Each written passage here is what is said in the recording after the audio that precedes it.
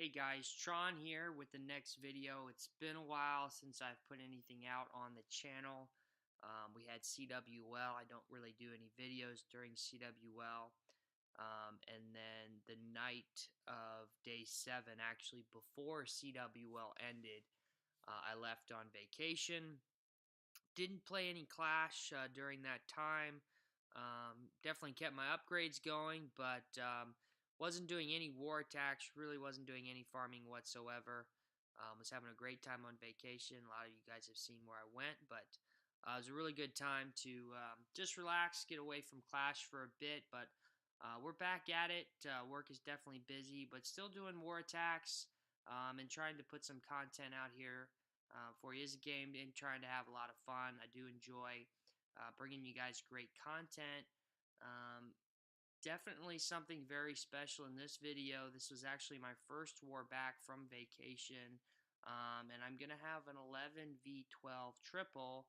That's going to be at the end of the video. You will have to wait until the end. But going to talk about the entire attack. It was against a max 12 triple. Going to go over the plan, what happened during the attack, what was expected, just kind of the key points. So stay tuned for that. Going to be showing that at the end. In the beginning of the video, I'm going to have a couple of these P.E.K.K.A. Bobat attacks that we've been seeing a lot. You know, you saw me probably be one of the first to demo the P.E.K.K.A. Bowler strat at the very beginning. And we had a lot of problems with time fails. And you see the big adjustment with the time fail is bringing bat spells. The heal spells and free spells and sometimes those extra rages really don't get you a lot of value because by that time your bowlers have gotten eaten up in the core, 3 Infernos, and investing that in some bats and a freeze can really get a lot of value, and you'll see that in the next attack. This is This is not a complete spam attack. You do have to have a pretty good plan heading into the base, being able to use your warden over the town hall and things like that. Definitely building a good funnel. Topics that I've covered in previous videos, so please check those out. But I'm going to be talking about the bat deployment and basically what you're looking for on the back end in order to use the bats properly. So let's back out here. We're going to grab a replay down on base 15. Really liked what happened here. This is a fairly common base that you'll see with the 3 Infernos in separate compartments. They're behind double walls and they're very thin. They're hard to funnel into, making it hard to do anything like a queen charge or something like that. So it's going to get pretty good value here with the E-Drag up by noon. Is getting a little bit close to that air defense, but you'll see on the other side, basically going to use the king and a couple witches with a P.E.K.K.A. to build the funnel on one side. The king is a pretty reliable funnel. He has a lot of HP. He's going to have an ability. He's going to be able to clear out a lot.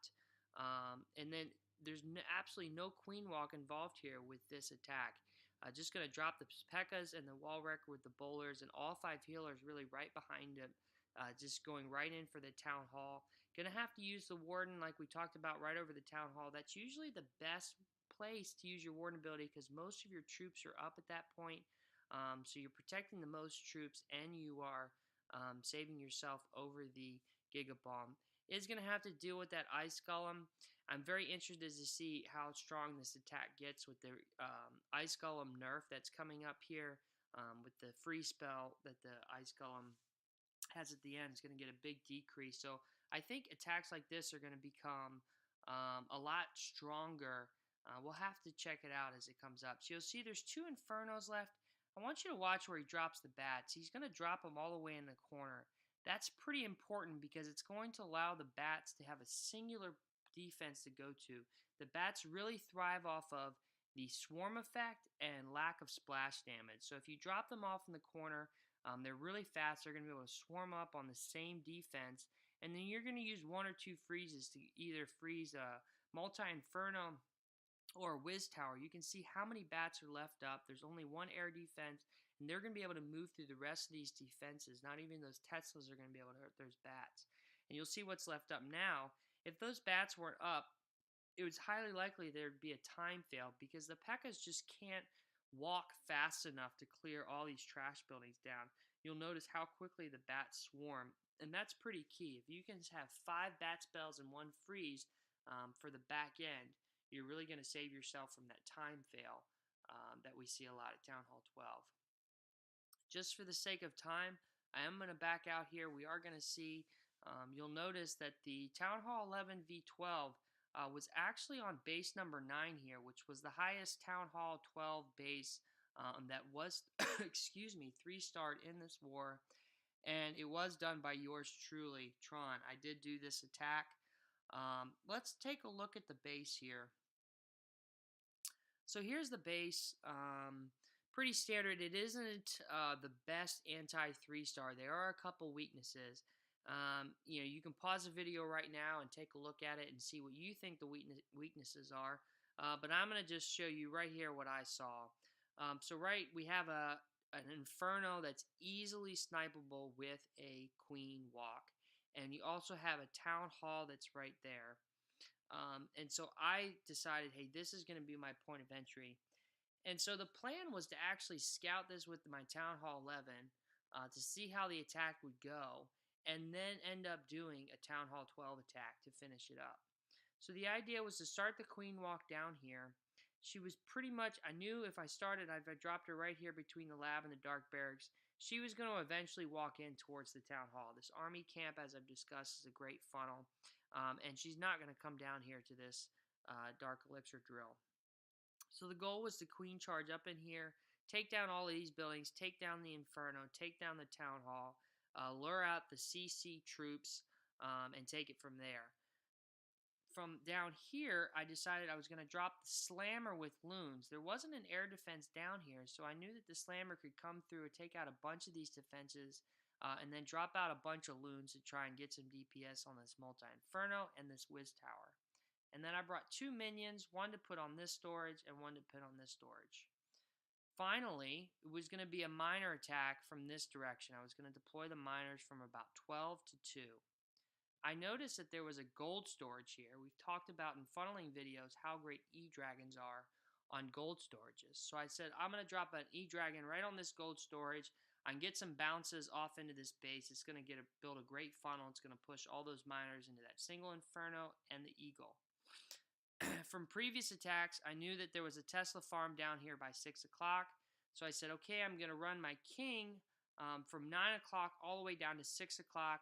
That way it keeps all the miners pushed in towards the defenses, makes sure that they don't spread out from 9 to 6 and they get down to that Tesla farm.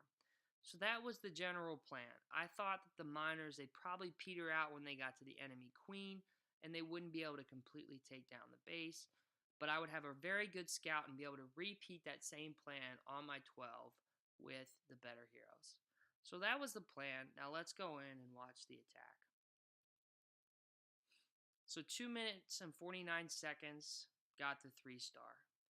I dropped the queen right there on the Dark Barracks, moves to the lab. It's going to step down here and grab the elixir storage. She's not going to walk up towards that army camp. I already knew. As you can tell, she's moving straight in. I dropped that slammer down on the Grand Warden. Pause it right here. Keep an eye on this minion that works on this storage. That's a very key point. Very small, but very key point to this attack. So the slammer's going to move on through. Takes down the cannon. Moves up to the archer tower. Queen's moving into the center of the base. Going to pick up a Seeking Air Mine, so the Slammer's going to go down. I said, okay, I'm going to drop a raise and try and rage up these loons. Honestly, the loons really didn't do a whole lot. They get caught up in the sweeper and just don't get a lot of value. Queen takes down that Multi-Inferno, steps up, locks onto the mortar, and it targets the Town Hall. Drop the poison on the CC troops. I was hoping that the Queen would take out the Town Hall before she retargeted on the Dragon. That didn't happen. But I knew when I re-hit this on my 12 that the Queen would be more powerful and be able to take that Town Hall down. Everything would be okay. The attack slows down with the Ice Golem. She's still under rage, though. Those healers are keeping her alive. There comes that E-Dragon. So the Town Hall is down. E-Dragon's doing work. Miners are deployed with the Warden behind her. Notice that there's really no damage on the Queen at this point. I keep an eye on her. I notice that the enemy King walks over. I don't have another rage, so I pop the ability. and I get through the enemy king. So the enemy king's gone down. I've already learned one skelly trap. The E-Dragon is about to go down, but you'll notice that the funnel is already built. I've pushed the miners right into that single target Inferno and the Eagle, and they've aggroed onto the enemy queen. So you'll see everything starts to move through. I still have the Warden ability. There comes the king up from 9 o'clock, starting to work down. Okay? Then I hit the Warden ability, going to get through this multi-inferno. There's no more eagle shots that are going to be able to hurt me. And the queen is still up. You'll notice that the healers, watch what they do here, how they switch from the miners and back to the queen throughout this entire. So here they're onto the miners as the queen was under her phase. And you'll notice they're about to switch back on to the queen as they go underground.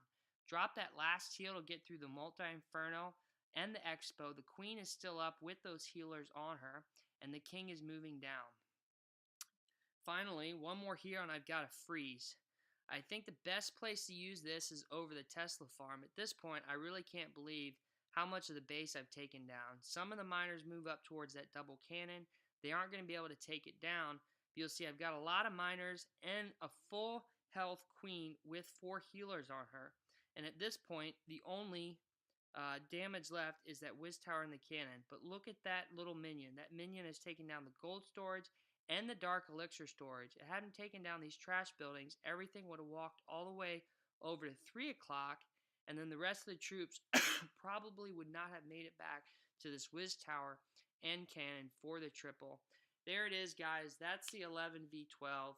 Wasn't max balls, but it really didn't matter with this kind of attack. Hope you guys enjoyed that video. Let me know in the comments what you think about it. Could it be done again? Let me know. I'd love to hear about it. Until next time, good luck out there.